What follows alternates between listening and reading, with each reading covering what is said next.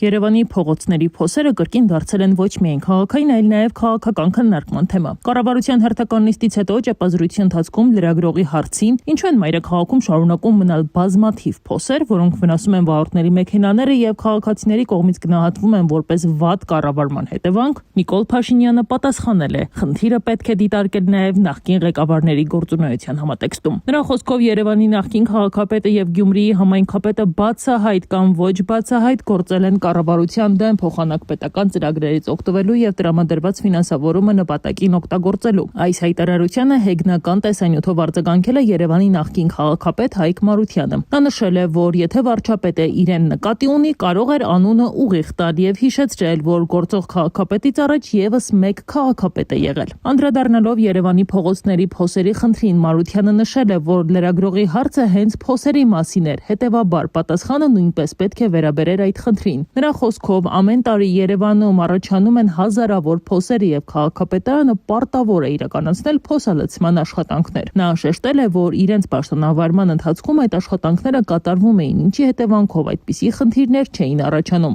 Իսկ այժմ իր գնահատմամբ փոսալցումը պատշաճ չի իրականացվում, ինչի հետևանքով էլ քաղաքում առկա են բազմաթիվ փոսեր։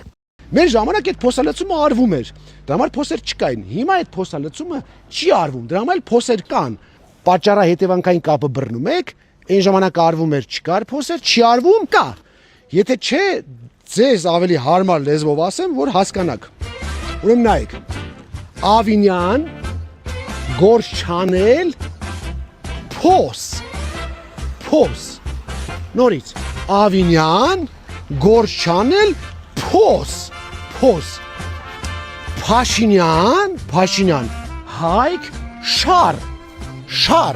Փաշինյան, Ավինյան, կրուտիտ, պարզ